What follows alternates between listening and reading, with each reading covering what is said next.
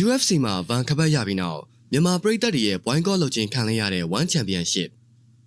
UFC မှာ Joshua ဗန်ခပတ်ရသွားတာက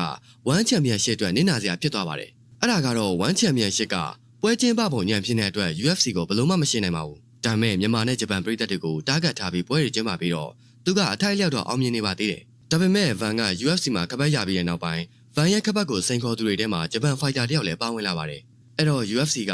ဗန်လိုအောင်မြင်လုံးတဲ့ fighter နဲ့ဂျပန် fighter နဲ့ပွဲတည်ပေးဖို့ဖြစ်လာရင်ဂျပန်မြန်မာပွဲတည်ပေးဖို့ကိုစဉ်းစားထားကြတာပါ။ဂျပန်ပရိသတ်တွေရဲ့ attention ကို UFC ကအရယူပြီးအာရှဈေးကွက်ကိုပါသိမ်းမဲ့ပုံစံမျိုးပါ။ဒါပေမဲ့တစ်ဖက်မှာ One ကလည်းဂျပန်ပရိသတ်တွေဂျပန်ဈေးကွက်တွေနဲ့ပဲအသက်ဆက်နေရတော့ UFC ကဂျပန်ပရိသတ်တွေရဲ့ attention ကိုအရယူသွားမှာကိုချက်ထရီကကြောက်နေတာပါ။ဒီတော့ One Champion ဖြစ်ပြီးတဲ့နောက်ပိုင်းမှာ One Championship က boycott လုပ်ခံရသလိုလိုဒေဝါလီခံရမလို့ဖြစ်သွားတော့တာပါ။သူတို့ဘက်ကကြည့်မယ်ဆိုရင်တော့ဒါတော်တော်လေးနင်းနာဖို့ကောင်းပါတယ်။အထူးကတော့ One က UFC ကိုဘယ်လိုနည်းနဲ့မှမရှင်းနိုင်တာကြောင့်ပါပဲ။ပွဲကျင်းပပုံကအစပိုင်ရှင်အစုံ One က UFC ကိုဘယ်နေရာမှာမှလိုက်လို့မမိတာပါ။ဒါကြောင့် UFC နဲ့ရှင်းလာပြီဆိုရင် One ကအနောက်မှာပဲအပြတ်သက်ကြံခဲ့တော့တာပါ။နောက်ပြီးချက်ထရီနဲ့ဒေနာဝိုက်တို့ကလည်းစိတ်ထားချင်းတော်တော်ကွာပါတယ်။ဒေနာဝိုက်ကစိတ်ထားပွင့်လင်းပြီးချက်ထရီကတော့စိတ်သဘောထားမပွင့်လင်းတဲ့ထဲပါပါတယ်။ခပတ်လူပွဲတွေပြီးလို့အနိုင်ရတဲ့ fighter ကိုခပတ်ပေးတဲ့နေရာတွေမှာအတော်သိရတာပါ။ချက်ထရီကခပတ်ကိုဖြစ်တယ်လို့ပေးပြီးဒေနာဝိုက်ကတော့အနိုင်ရတဲ့ fighter ကိုခပတ်သေးချာပတ်ပေးပါတယ်။နောက်ပြီးအားလုံးသိကြတဲ့အတိုင်းချက်ထရီရဲ့ One Championship ကိုထိုင်း Championship ကဗတ်တအားလိုက်လုံးပါတယ်။ဘယ် fighter နဲ့ပဲဖြစ်ဖြစ်သူတို့ထိုင်း fighter ကိုဘယ်လိုအနိုင်ပေးရမလဲဆိုတာကိုပဲသူတို့ကအမြဲစဉ်းစားနေတာပါ။ထိုင်း fighter ကတာတီဖြစ်စေမတာတီဖြစ်စေမြန်မာ fighter နဲ့တွေ့ပြီးဟေ့ဆိုရင် One တိုင်တွေကမြန်မာ fighter ဘက်ကလဲမထိုးနိုင်ဘူးဆိုရင်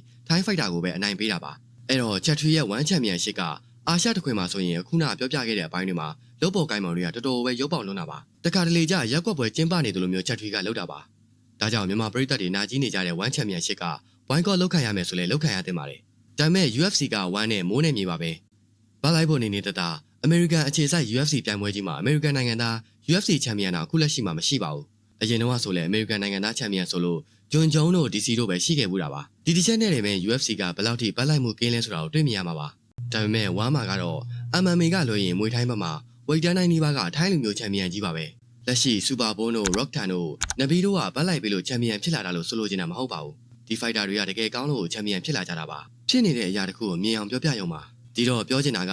တခြားနိုင်ငံက fighter ကလက်ရည်ကောင်းလို့နေရင်လည်းပတ်လိုက်ခံရတာနဲ့ချန်ပီယံဖြစ်တဲ့အထိကိုမရောက်တော့ဘူးလို့ပြောချင်တာပါ။နောက်ပြီး One Championship ကတနစ်နေလို့တပွဲတောင်မတည်ပေးပါဘူး။ဒီပြဿနာကို MMA ဘက်က fighter တော်တော်များများကြုံနေရတာပါ။ဒါပေမဲ့ UFC ကတော့ကိုယ့်ဘက်ကသာအဖြစ်ရှိနေပါစေပွဲတောင်းရင်တောင်းတော့တည်ပေးပါတယ်။ဖန်ကိုပဲကြည့်ပါ။အဲ့တော့ Joshua ဗန်ချန်ပီယံဖြစ်ပြီးတဲ့နောက်ပိုင်း UFC ကအားပေးမှုများလာပြီး One Championship က boycott လုပ်ခံရလို့နီးဖြစ်သွားတယ်ဆိုတာဒီအချက်တွေကြောင့်ပါ။ဒီတော့ချက်ထွေးတာဒီလိုရုပ်ပေါက်တွေကိုမဖာထေးနိုင်အောင်ဆိုရင် One Championship အနေနဲ့အာရှမှာအတော်မိမ့်မိန်သွားမှာဖြစ်ပြီး UFC ကပဲဥရောပကိုရောအာရှရောနှစ်ခုလုံးမှာနေရာဝင်ယူသွားမှာဖြစ်ပါတယ်